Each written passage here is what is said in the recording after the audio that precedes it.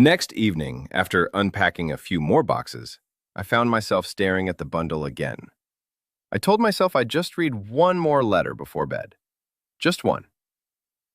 This one was different. The date caught my eye. Late December 1979. Almost 5 years after the first letter. Anna, I came by the apartment again. Your window was dark. The neighbor said you hadn't been around for months. Please, if you're reading this, write to me. Tell me you're all right. Tell me you haven't forgotten what we had. I set the page down slowly, my pulse racing. Michael had written to Anna, at this exact apartment. I stood and looked around the room, the walls suddenly closer, almost listening. Could Anna have lived here before me? Was this the place where she was supposed to meet him? The home she had either abandoned or been forced to leave. The thought made my skin prickle. I wasn't just living in a new apartment. I was living in someone else's unfinished story. I couldn't shake it off. The letters weren't just paper and ink anymore. They felt like whispers left behind for someone to find. For me to find. The next morning, while rearranging the shelves in the living room, I noticed something odd. One of the wooden panels in the back didn't quite fit. The edges were uneven, almost like it had been forced in place. Curiosity got the better of me. I pulled gently, and after a few tries, the panel slid out with a soft creak. Behind it was a narrow gap, just enough space to hide something. Inside, wrapped in a faded silk scarf, was a small photograph. It showed a young woman in a summer dress, smiling at the camera. Her eyes were bright, her hair styled in waves, the kind of classic beauty you'd see in old magazines. On the back, written in the same handwriting as the letters, were just 3 words: "For my Anna." I sat there, holding the photo, my mind spinning.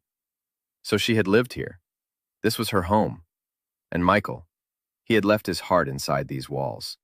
But the bigger question was, why was all of it hidden? That night, I couldn't sleep. The photo of Anna sat on my nightstand, the letters stacked neatly beside it. Every time I closed my eyes, her smile came back to me, warm and alive, like she was still here somehow. Around midnight, I gave up on sleep and started pacing the apartment. That's when I noticed something else. Beneath the bedroom window, the wallpaper was peeling at the corner. Almost invisible, unless you were looking for it. I tugged gently, and the paper came loose, revealing a small, hidden compartment built into the wall. Inside was a thin, leather-bound notebook, its cover cracked with age. I opened it carefully. The first page read, "Diary of Anna M." My breath caught. Flipping through, I saw short entries, some filled with joy about evenings at the cafe, others brimming with fear. One line in particular made my hands go cold. If Michael ever finds out the truth, everything will be destroyed. I shut the diary, my heart pounding. The truth?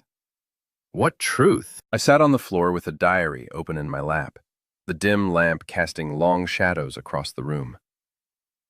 The handwriting was delicate, yet rushed in places, as if Anna had been afraid someone might catch her writing. One entry read, "Michael is kind, too kind. He doesn't see what's really happening here. I want to tell him, but if I do, he'll never forgive me. He believes in us, in a future we can build together. But how do I tell him that part of me belongs to someone else?"